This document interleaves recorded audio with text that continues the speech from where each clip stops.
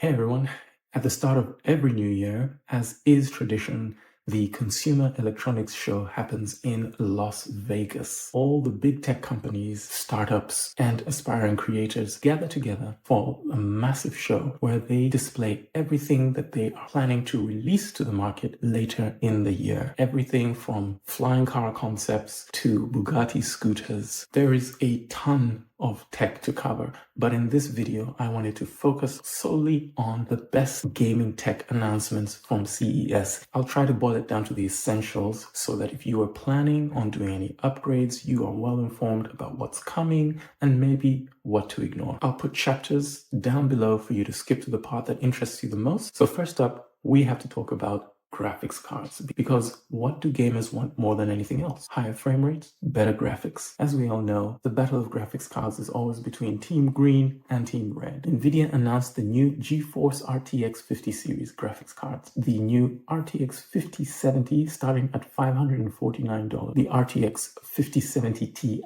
the RTX 5080, and the RTX 5090 at a whopping $1,999. Now, I'm not going to go all nerdy about the actual specs of these cards, but this year, the RTX 50 series brings a dramatic improvement in performance over the 40 series. The new RTX cards come with a slimmer design, and we are getting GDDR7 RAM up to 32 gigs on the 5090. That's up from 24 gigs on the 4090, which is just, I mean, my gaming rig doesn't have 32 gigs of RAM. The new graphics cards support PCIe Gen 5, and they'll come with the new DisplayPort 2.1. The bigger improvement is inside the cards though, which are now supporting the 5th generation of Tensor cores. And this new Tensor core architecture allows the RTX 50 a 2.5 times increase in AI performance. What does that mean for you and me? It means the new DLSS 4, which supports multi-frame generation. DLSS 4 can render 3 AI frames for each rendered frame. So you are getting 4 times the performance. And at CES, Nvidia showed off Cyberpunk running with full ray tracing at 4K, somewhere in the range of 250 frames per second. Nvidia claims the RTX 5070 will perform as good as the current RTX 4090. Take that with a pinch of salt though, because all that is dependent on DLSS 4. Now the good news is DLSS 4 is not going to be restricted to the RTX 50 series only, but will also be available on the RTX 40 series cards. For most gamers, you will not actually need anything more than an RTX 5070. The 5080 and the 5090 will be better suited to people who do professional work that requires rendering, 3D animation, and AI processing. There is no word on the RTX 5060 or 5050. But you'll see a whole slew of gaming laptops with RTX 50 series cards, which are more efficient and more powerful, and combined with DLSS 4 will mean gaming laptops will be performing like crazy this year. And if you happen to be Team Red, they did announce the new Radeon RX 9070. The RX 9070 XT and RX 9070 are based on the new RDNA 4 architecture and are positioned to be your mid-range sort of cards, so they will be competing with the 5070 and 5070 Ti.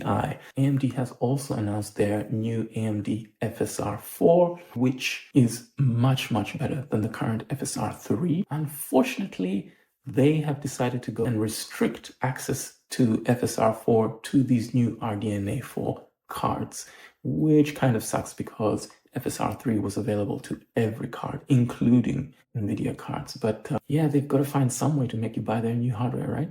What do you think about when companies do this sort of thing?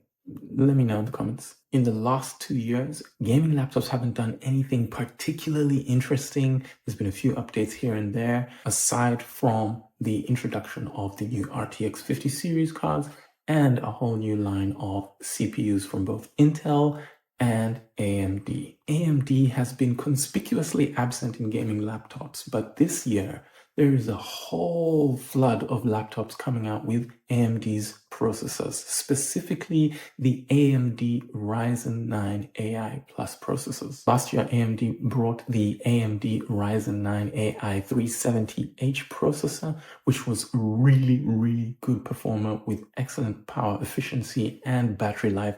I tested a few laptops like the Asus TUF A14, Zephyrus G16 with AMD, and both of them showed far better battery life, anywhere between 9 and 12 hours on battery life alone, something that has been pretty unheard of in high-powered gaming laptops. This year, AMD is expanding the lineup, and you will see a lot more laptops coming with the 365, the 370, and the 395. Now, we're talking about chips with 16 threads and 32 cores running at close to 5 gigahertz at only 55 watts of power. This makes them perfect for thinner form factor laptops, and as we'll see, more and more gaming laptops are much thinner, making them much more appealing.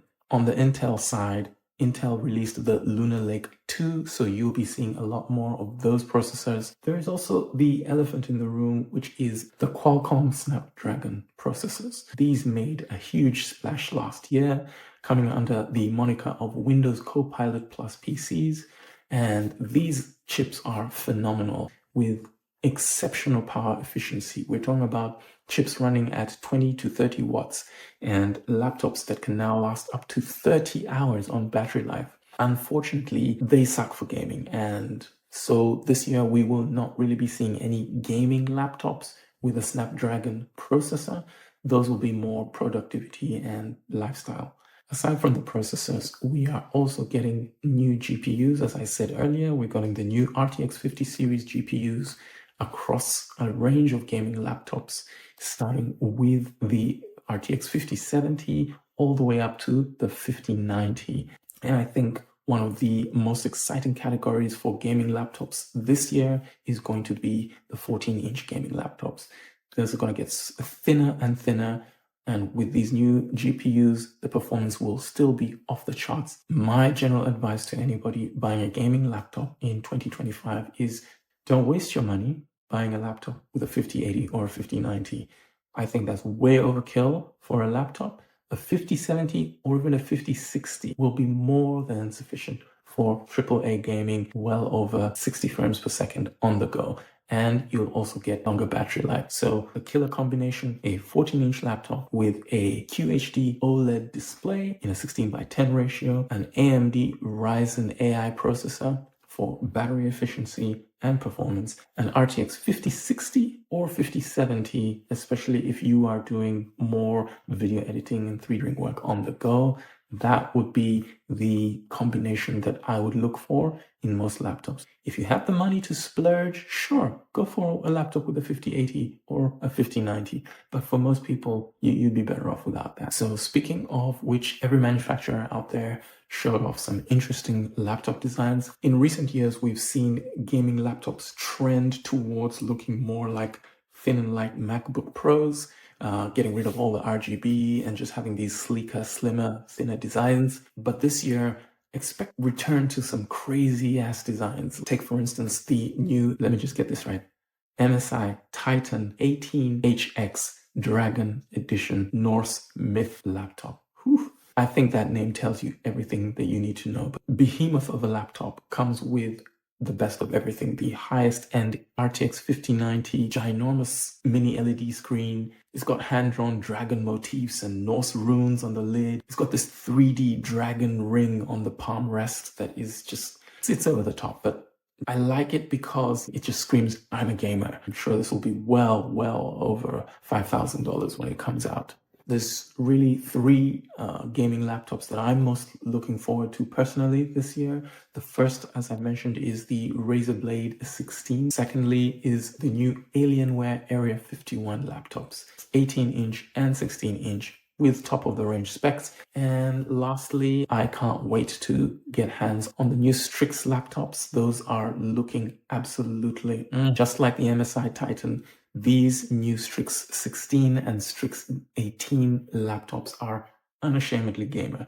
They've got the wild RGB, mini LED displays, RTX 5090. Hell, you can even get it with the option of the new AMD Ryzen 9 9955HX 3D processor, which is a dedicated gaming CPU. Performance out of those should be incredible. I can't wait to see how they perform paired with the new RTX 50 series GPUs. Alright, so maybe gaming laptop isn't your speed. There's also gaming handheld PCs. Now, we saw a bunch of them last year, and the market just sort of went crazy with things like the ROG Ally X, the Legion Go, the MSI Claw, and of course the Steam Deck OLED. And you can be sure that this year we're getting even more gaming handheld PCs. A lot of the handheld PCs we're seeing this year are iterations on last year's models. One thing they all have in common is that they are generally being powered by a variant of AMD's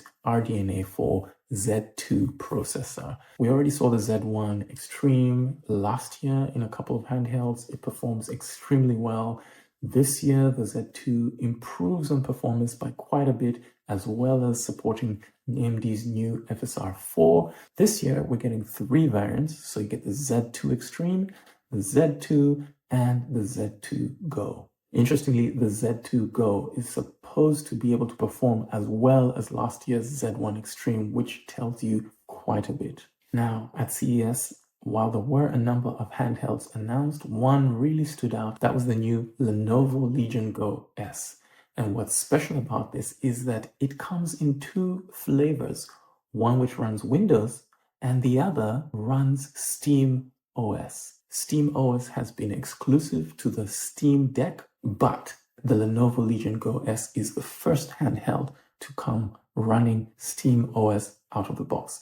This is really huge because Steam OS is far more efficient, far more focused on gaming than Windows. So it's really exciting to see that happening here. There'll be other handhelds coming out later this year, also licensed to use Steam OS. It's really great that we finally get the choice. MSI also showed off their new MSI Claw AI8 and AI7 handheld consoles. Those are running Intel's Lunar Lake 2 chips instead of AMD chips, so that's going to be interesting. The benchmarks that they showed are pretty decent, but I'm not too sure about Intel graphics compared to AMD. The last MSI Claw didn't do very well at all. It was actually a flop, but clearly MSI went back to the drawing board, listened to all the feedback, and have made some significant improvements to the overall hardware. Acer also brought their new handhelds to CES. That's the Nitro 7 and also a bonkers Nitro 11, which is an 11-inch monster of a console that it just looks ridiculous. I don't know who would use an 11-inch, but thankfully it also has detachable controllers and a kickstand, so you can just set it up and use it that way. But I don't know, what do you think? Would you buy an 11-inch handheld gaming PC? There were also 2 surprising omissions at CES this year. First off was there was no Steam Deck 2. Everybody was kind of hoping that Valve would show up with the Steam Deck 2. The other handheld that was conspicuously absent was the ROG Ally 2. But I'm fairly certain that we will see an Ally 2 sometime in the middle of the year. Yeah, I'm holding my breath for that one. I think that would be really exciting, especially if they offer an option of a Steam OS version as well as a Windows version, or even one that dual boots. I don't know. That would be really cool. Gaming handheld PCs are going to continue being a thing as processors get better and more efficient. I'm excited to try all of them. Let me know which one you're interested in. Moving on, let's talk TVs and monitors. There was a lot of TVs at CES. 2 things stood out to me this year. One is that OLEDs are still king. And 2, micro LED or RGB TVs are coming this year. So RGB LED TVs use a new form of backlighting, displays the individual RGB colors to create the image that you see. This means much better contrast, much better brightness, much better vibrancy of colors. For the first time, we have a panel technology that can match OLED almost 1-for-1 in terms of image quality. And RGB LEDs don't have the drawbacks of OLEDs, which is potential burn-in and low brightness. It's an exciting piece of technology, and there are a couple of manufacturers there, from Samsung, Hisense being the one that stole the show with its incredible 116-inch TV called the 116UX Trichroma. Can't wait to see that in person. I'm 100% certain that these are going to be extremely premium TVs with a high price tag to match. I guess we'll have to wait a little while for that technology to settle in and for prices to come down. But for now, it's looking pretty exciting. On the other hand, OLEDs have been around for quite a while now, and most of the quirks have been fixed. Refresh rates have gone up. Now you can get TVs with 165 Hz refresh rate, Nvidia G-Sync, AMD FreeSync. So you can't really go wrong this year, but definitely look out for TVs, especially from Hisense and from TCL. Samsung and LG and Sony will continue to remain at the top end of these TVs, but look out for those. Look out for the smaller guys. They'll surprise you. And of course, the other thing expect to see a hell of a lot more of this year in TV space is AI. Everywhere you turn, you're going to get a lot of AI features in TVs. Some of them will be gimmickry, but some of them will actually be useful. I'm particularly interested in things like real-time voice translation on your TV. So my daughters, for example, love watching Korean dramas. It would be nice for them to be able to just get real-time voice translation. I'd be more interested in picture optimizations and different things that AI could help. Expect to be able to do more things with your TV through voice command and natural language processing AI. So keep an eye out on that. In the gaming monitor space, things are looking a little more interesting. Two things will stand out this year. Number one, high refresh rate OLED monitors are a thing in 2025. 500 Hz and higher OLED gaming monitors. That is insane. OLED monitors already have incredible gray-to-gray response time, so they already feel really snappy and smooth. That means we're going to see a lot more OLED gaming monitors in the esports scene. I personally don't play anything over 200 frames per second, but if that's you, well, now you can have the best of both worlds, excellent picture quality and high refresh rate. Also new in OLED monitors is new resolutions. LG showed off a 5K, 2K ultra-wide gaming monitor that comes in two variants, one which is permanently curved and one which can switch between curved or flat at a press of a button. 45 inches ultra-wide should be pretty decent, and the 5K, 2K resolution means a much higher pixel density and sharpness for more productive work. Of course, we can't forget about LCD and TN panels are still a thing in 2025, but now with even more ridiculous refresh rates. This year, you will see 1080p monitors hitting 750 Hz refresh rate, which is just, I can't even. But monitors like the Kurai, I don't know how they say that.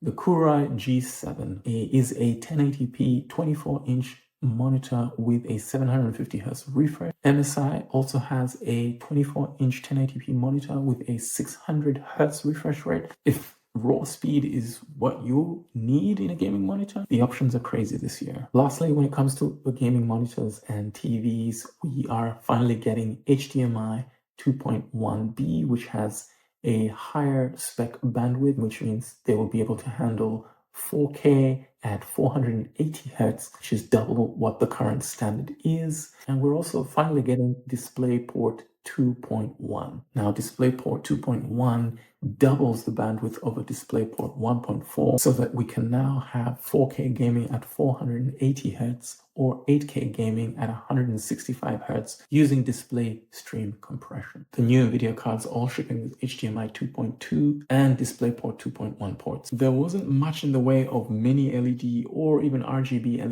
LED gaming monitors, but I suspect that we will see some of those come out later in the year. But yeah, I for sure will be covering many of these new gaming monitors this year. The last thing that we're going to talk about is AI. Like I said before, we cannot escape AI. AI is popping up everywhere. I mean, your DLSS and FSR that we're talking about is AI. The new graphics cards depend heavily on AI to deliver that exceptional performance. But there are other applications of AI that might be a little interesting this year, and that is AI game assistants. We heard hints of these AI game assistants last year, but the premise is that we will have AI assistants will help us to fine-tune hardware settings for our machines to get the best performance. Imagine you get a brand new game like GTA 6 and the AI assistant will automatically fine-tune all the game settings, driver settings, your clock speeds at a click of a button. So no more spending hours trolling the internet looking for best settings, watching Digital Foundry. AI will be able to do that for you in real time. The second thing, which is probably going to be the more controversial thing, is the idea of an AI game coach, which is essentially AI helping you to play games better